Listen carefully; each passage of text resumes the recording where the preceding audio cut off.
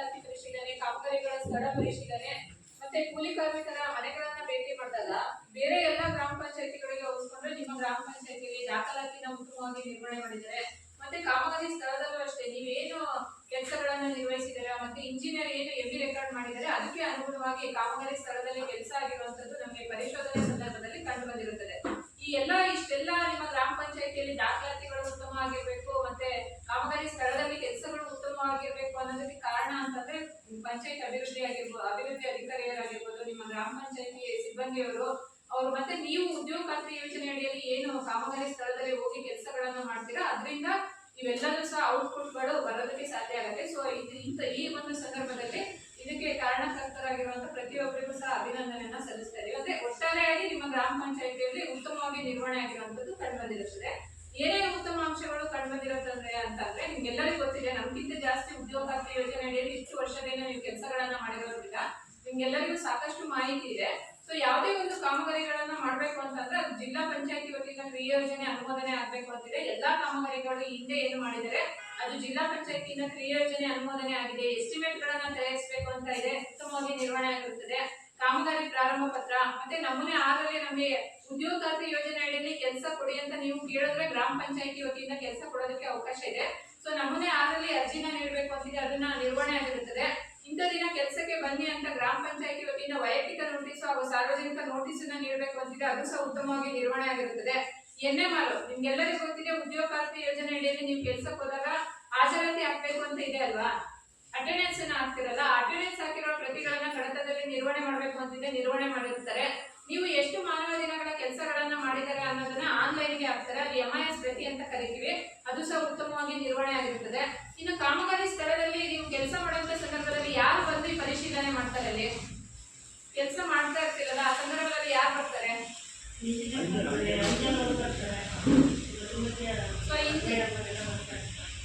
Engineer ಬಂದು ಕಾಮಗಾರಿ ಸ್ಥಳ ಪರಿಶೀಲನೆ ಮಾಡಿ. ನಿಮ್ಗೆಲ್ಲರಿಗೂ ಗೊತ್ತಿದೆ, ಉದ್ಯೋಗ ಖಾತ್ರಿ ಯೋಜನೆ ಅಡಿಯಲ್ಲಿ ಬೆಳಗ್ಗೆಯಿಂದ ಸಂಜೆ ತನಕ ಸುಮ್ಮನೆ ಕುತ್ತಿ ಎದ್ದೋದ್ರೆ ಪೇಮೆಂಟ್ ಮಾಡೋದಕ್ಕೆ ಅವಕಾಶ ಇದೆಯಾ?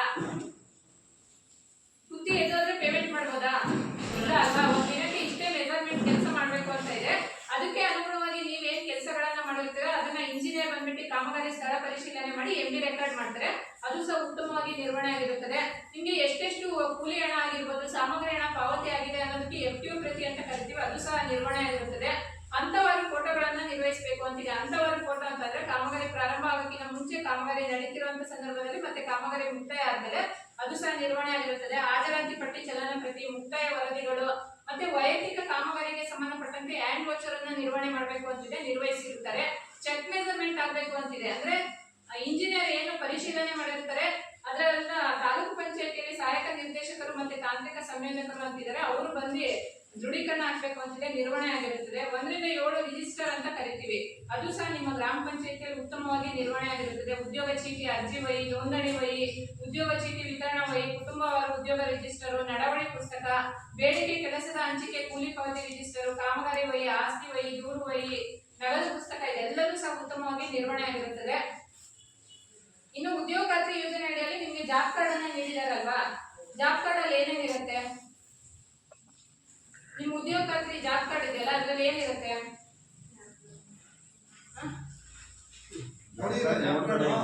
ನಿಮ್ಮ ಹತ್ರ ಇದೆ ಅಲ್ವಾ? ಎಷ್ಟು ದಿನ ಕೆಲಸ ಮಾಡಿದೀವಿ ಅಂತ ಇರುತ್ತೆ, ಫೋಟೋ ಇರುತ್ತಾ? ಫೋಟೋ ನಿರ್ವಹಣೆ ಮಾಡ್ಬೇಕು ಅಂತೀರಾ, ಅದನ್ನ ನಿರ್ವಹಣೆ ಮಾಡಿರ್ತಾರೆ. ಮತ್ತೆ ನೀವು ಎಷ್ಟು ದಿನ ಕೆಲಸಗಳನ್ನ ಯಾವ ಕಾಮಗಾರಿಯಲ್ಲಿ ಮಾಡಿರ್ತೀರಾ ಅದ್ರಲ್ಲಿ ವಿವರಣೆ ಬರೀಬೇಕು ಅಂತಿದೆ, ಬರ್ದಿದಾರಲ್ವಾ, ಅದು ಉತ್ತಮವಾಗಿ ನಿರ್ವಹಣೆ ಆಗಿರುತ್ತದೆ. ಇನ್ನು ಎಲ್ಲಾ ದಾಖಲಾತಿಗಳನ್ನು ಉತ್ತಮವಾಗಿ ನಿರ್ವಹಣೆ ಮಾಡಿರ್ತಾರೆ. ಮತ್ತೆ ಕಾಮಗಾರಿ ಸ್ಥಳನೂ ಅಷ್ಟೇ, ನಾವು ಪರಿಶೋಧನೆ ಮಾಡಿದಂತ ಸಂದರ್ಭದಲ್ಲಿ ಮೇಲ್ನೋಟಕ್ಕೆ ಕಾಮಗಾರಿ ಉತ್ತಮವಾಗಿರುವಂತದ್ದು ಕಂಡು ಬಂದಿರುತ್ತದೆ. ನ್ಯೂನತೆಗಳು ಅಂತಂದ್ರೆ ಗ್ರಾಮ ಪಂಚಾಯತಿ ಎದುರುಗಡೆ ಒಂದು ಡೈನಾಮಿಕ್ ವಾಲ್ ಅಂತ ಇರುತ್ತೆ, ಅದಕ್ಕೆ ಕೆಲವೊಂದು ಮಾಹಿತಿಗಳನ್ನ ನಿರ್ವಹಣೆ ಮಾಡಬೇಕಂದ್ರೆ ಆ ಮಾಹಿತಿನ ನಿರ್ವಹಣೆ ಆಗಿರುವುದಿಲ್ಲ, ಅದನ್ನು ಹೊರತುಪಡಿಸಿ ಉಳಿದಂತೆ ಎಲ್ಲಾ ದಾಖಲಾತಿನ ಉತ್ತಮವಾಗಿ ನಿರ್ವಹಿಸಿರುತ್ತಾರೆ. ಕೃಷಿ ಇಲಾಖೆಯಿಂದ ನಿಮ್ಮ ಗ್ರಾಮ ಪಂಚಾಯತಿಯಲ್ಲಿ ಒಂದು ಕಾಲುವೆ ನಿರ್ಮಾಣ ಕಾಮಗಾರಿಯನ್ನ ಮಾಡಿದರೆ ಅವರು ಸಹ ದಾಖಲಾತಿನ ಉತ್ತಮವಾಗಿ ನಿರ್ವಹಣೆ ಮಾಡಿರ್ತಾರೆ. ಕಾಮಗಾರಿ ಸ್ಥಳದಲ್ಲೂ ಸಹ ಉತ್ತಮವಾಗಿರುವಂತಹ ಕೆಲಸ ಆಗಿರುವಂತದ್ದು ಪರಿಶೋಧನೆ ಸಂದರ್ಭದಲ್ಲಿ ಕಂಡು ಬಂದಿರುತ್ತದೆ. ಇನ್ನು PRD ಪಂಚಾಯತ್ ರಾಜ್ ಇಂಜಿನಿಯರಿಂಗ್ ಉಪವಿಭಾಗ ಅಂತ ಕರಿತೀವಿ, ಅದ್ರ ಅಡಿಯಲ್ಲಿ ಸಾಕಷ್ಟು ಕಾಮಗಾರಿಗಳನ್ನ ನಿರ್ವಹಣೆ ಮಾಡಿದ್ದಾರೆ. ಆ ಕಾಮಗಾರಿಗಳಿಗೆ ಸಂಬಂಧಪಟ್ಟಂತೆ ದಾಖಲಾತಿನ ಉತ್ತಮವಾಗಿ ನಿರ್ವಹಣೆ ಆಗಿರುತ್ತದೆ. ಕಾಮಗಾರಿ ಸ್ಥಳದಲ್ಲಿ ಇಂಜಿನಿಯರ್ ಏನು ಮೆಜರ್ಮೆಂಟ್ ಅನ್ನ ಬರೆದಿರ್ತಾರೆ ಅದಕ್ಕೆ ಅನುಗುಣವಾಗಿ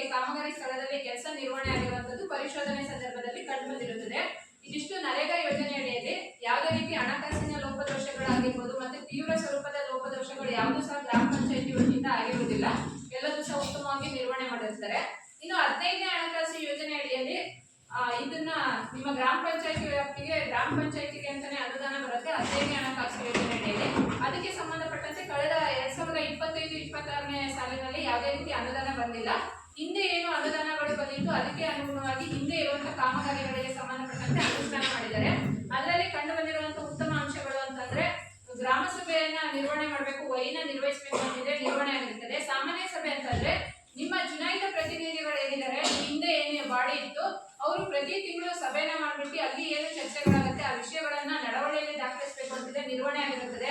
ಆಸ್ತಿ ವಹಿ ನಿರ್ವಹಿಸಿರುತ್ತಾರೆ, ನಗದು ಪುಸ್ತಕ, ಡಿಸಿಬಿ ರಿಜಿಸ್ಟರ್, ದೂರು ವಹಿ, ಸಾಮಗ್ರಿ ದಾಸ್ತಾನು ಮತ್ತು ವಿತರಣಾ ವಹಿ, ಮತ್ತೆ ಸರ್ಕಾರದ ನಿಗದಿತ ಖಾತೆಗೆ ಟ್ಯಾಕ್ಸ್ ಗಳನ್ನ ಪಾವತಿ ಮಾಡಬೇಕು ಅಂತಿದೆ, ಅದು ಸಹ ಉತ್ತಮವಾಗಿ ನಿರ್ವಹಣೆ ಮಾಡಿರ್ತಾರೆ ನಿಮ್ಮ ಗ್ರಾಮ ಪಂಚಾಯತಿ ವ್ಯಾಪ್ತಿಯಲ್ಲಿ. ಚೆಕ್ ವಿತರಣಾ ವಹಿ, ಚೆಕ್ ಅಂದ್ರೆ ಚೆಕ್ ಮೂಲಕ ಕಾಮಗಾರಿಗೆ ಹಣ ಕೊಡೋದಕ್ಕೆ ಅವಕಾಶ ಇಲ್ಲ. ಆದ್ರೆ ಸರ್ಕಾರಕ್ಕೆ ಏನು ತೆರಿಗೆನ ಪಾವತಿ ಮಾಡ್ತಾರೆ ಅದು ಚೆಕ್ ಮೂಲಕ ನೀಡೋದಕ್ಕೆ ಅವಕಾಶ ಇರೋದ್ರಿಂದ ಅದು ರಿಜಿಸ್ಟರ್ ಅನ್ನ ನಿರ್ವಹಿಸಬೇಕು ಅಂತಿದೆ, ನಿರ್ವಹಣೆ ಆಗಿರುತ್ತದೆ. ಅನುಪಯುಕ್ತ ಸಾಮಗ್ರಿಗಳ ನಿರ್ವಹಣಾ ವಹಿನ ನಿರ್ವಹಿಸಬೇಕು ಅಂತಿದೆ, ನಿರ್ವಹಣೆ ಆಗಿರುತ್ತದೆ. ನೆಕ್ಸ್ಟ್ ಎಲ್ಲಾ ಕಾಮಗಾರಿಗಳು ಸಹ ಕ್ರಿಯಾ ಯೋಜನೆ ಅನುಮೋದನೆ ಆಗಿರ್ಬೇಕು ಅಂತಿದೆ, ಅದು ಸಹ ನಿರ್ವಹಣೆ ಆಗಿರುತ್ತದೆ. ಇದರಲ್ಲೂ ಸಹ 15ನೇ ಹಣಕಾಸು ಯೋಜನೆ ಅಡಿಯಲ್ಲಿ ಅಂದಾಜು ಪಟ್ಟಿನ ತಯಾರಿಸಬೇಕು. ಅಂದಾಜು ಪಟ್ಟಿಯಲ್ಲಿ ತಾಂತ್ರಿಕ ಮಂಜೂರಾತಿ ಸಂಖ್ಯೆ, ಆಡಳಿತಾತ್ಮಕ ಮಂಜೂರಾತಿ ಸಂಖ್ಯೆ ಮತ್ತೆ ದಿನಾಂಕನ ನಿರ್ವಹಣೆ ಮಾಡಬೇಕು ಅಂತಿದೆ, ನಿರ್ವಹಣೆ ಆಗಿರುತ್ತದೆ. ಈ 15ನೇ ಹಣಕಾಸು ಯೋಜನೆಯ ಕಾಮಗಾರಿಗಳನ್ನ ಗುತ್ತಿಗೆದಾರರ ಮೂಲಕ ಮಾಡೋದಕ್ಕೆ ಅವಕಾಶ ಇದೆ. ಗುತ್ತಿಗೆದಾರರ ಕರಾರು ಒಪ್ಪಂದ ಪತ್ರವನ್ನು ಕಡತದಲ್ಲಿ ನಿರ್ವಹಣೆ ಮಾಡಬೇಕು ಅಂತಿದೆ, ನಿರ್ವಹಣೆ ಆಗಿರುತ್ತದೆ. ಇನ್ನು ಸಿಸಿ ಬಿಲ್ಗಳನ್ನ ನಿರ್ವಹಿಸಬೇಕು, ಅದರಲ್ಲಿ ಪಿಡಿಒ ಅಧ್ಯಕ್ಷರು ಮತ್ತೆ ತಾಂತ್ರಿಕ ಅಭಿಯಂತರರ ದೃಢೀಕರಣ ಇರಬೇಕು ಅಂತಿದೆ, ನಿರ್ವಹಿಸಿರುತ್ತಾರೆ. ಇವರು ಅಷ್ಟೇ 15ನೇ ಹಣಕಾಸು ಯೋಜನೆ ಅಡಿಯಲ್ಲಿ ಏನು ಕಾಮಗಾರಿಗಳನ್ನ ಮಾಡಿರ್ತಾರೆ ಅದಕ್ಕೆ ಪ್ರತ್ಯೇಕವಾಗಿರುವಂತಹ ಇಂಜಿನಿಯರ್ ಇರ್ತಾರೆ. ಅವರು ಕಾಮಗಾರಿ ಸ್ಥಳ ಪರಿಶೀಲನೆ ಮಾಡಿ ಎಂಬಿ ರೆಕಾರ್ಡ್ ಮಾಡಬೇಕು. ಅದರಲ್ಲಿ ಪಿಡಿಒ ಅಧ್ಯಕ್ಷರು ಮತ್ತೆ ತಾಂತ್ರಿಕ ಅಭಿಯಂತರರ ದೃಢೀಕರಣ ಇರಬೇಕು ಅಂತಿದೆ, ನಿರ್ವಹಣೆ ಆಗಿರುತ್ತದೆ.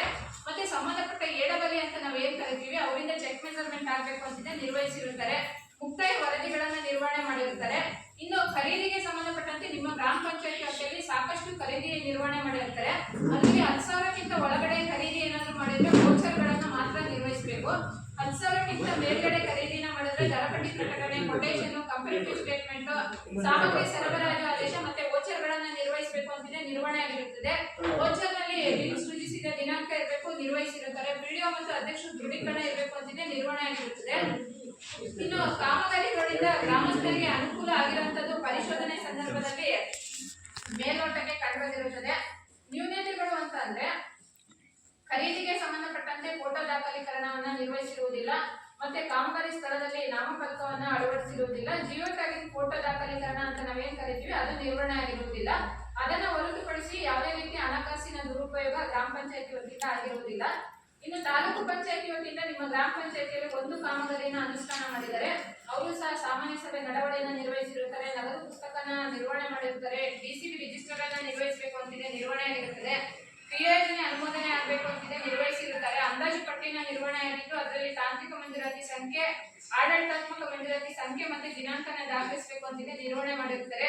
ಇವರು ಅಷ್ಟೇ ತಾಲೂಕು ಪಂಚಾಯತಿಯರು ಗುತ್ತಿಗೆದಾರರ ಮೂಲಕ ಕೆಲಸಗಳನ್ನ ಮಾಡೋದ್ರಿಂದ ಗುತ್ತಿಗೆದಾರರ ಕರಾರು ಒಪ್ಪಂದ ಪತ್ರವನ್ನು ನಿರ್ವಹಿಸಬೇಕು ಅಂತಿದೆ, ನಿರ್ವಹಣೆ ಆಗಿರುತ್ತದೆ. ಸಿಸಿ ಬಿಲ್ಗಳನ್ನ ನಿರ್ವಹಿಸಬೇಕು ಅಂತಿದೆ, ನಿರ್ವಹಿಸಿರುತ್ತಾರೆ.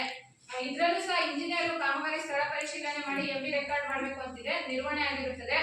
ಅಂತವರು ಫೋಟೋಗಳನ್ನ ನಿರ್ವಹಿಸಬೇಕು, ನಿರ್ವಹಿಸಿರುತ್ತಾರೆ. ಮುಕ್ತಾಯ ವರದಿನ ನಿರ್ವಹಣೆ ಮಾಡಬೇಕು ಅಂತಿದೆ, ನಿರ್ವಹಣೆ ಆಗಿರುತ್ತದೆ.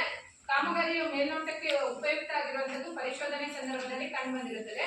ನ್ಯೂನತೆಗಳು ಅಂತಂದ್ರೆ ತಾಲೂಕು ಪಂಚಾಯತಿಯಿಂದ ಮಾಡಿರುವಂತಹ ಕಾಮಗಾರಿಗಳಲ್ಲಿ ಕಾಮಗಾರಿ ಸ್ಥಳದಲ್ಲಿ ನಾಮಫಲಕವನ್ನು ಅಳವಡಿಸಿರುವುದಿಲ್ಲ, ಮತ್ತೆ ಜಿಯೋ ಟ್ಯಾಗಿಂಗ್ ಫೋಟೋ ದಾಖಲೀಕರಣ ಅಂತ ನಾವೇನ್ ಕರಿತೀವಿ ಅದು ನಿರ್ವಹಣೆ ಆಗಿರುವುದಿಲ್ಲ. ಉಳಿದಂತೆ ಇವರು ಸಹ ಉತ್ತಮವಾಗಿ ನಿರ್ವಹಣೆ ಮಾಡಿರುವಂತದ್ದು ನಮಗೆ ಸಾಮಾಜಿಕ ಪರಿಶೋಧನೆ ಸಂದರ್ಭದಲ್ಲಿ ಕಂಡು ಬಂದಿರುತ್ತದೆ. ಇಷ್ಟು ನಿಮ್ಮ ಗ್ರಾಮ ಪಂಚಾಯತಿ ವ್ಯಾಪ್ತಿಯಲ್ಲಿ ಕಳೆದ ವರ್ಷ ಏನು ನರೇಗಾ ಯೋಜನೆ ಆಗಿರ್ಬೋದು, 15ನೇ ಹಣಕಾಸು ಯೋಜನೆ ಆಗಿರ್ಬೋದು, ಮತ್ತೆ ತಾಲೂಕು ಪಂಚಾಯತಿ ವತಿಯಿಂದ ಅನುಷ್ಠಾನ ಮಾಡಿರುವಂತಹ ಕಾಮಗಾರಿಗಳಲ್ಲಿ ಕಂಡು ಬಂದಿರುವಂತಹ ಅಂಶಗಳು. ಇದನ್ನ ಹೊರತುಪಡಿಸಿ ನಿಮ್ಗೆ ಏನಾದ್ರು ಡೌಟ್ಸ್ಗಳು ಇದ್ರೆ ಕೇಳ್ಬೋದು.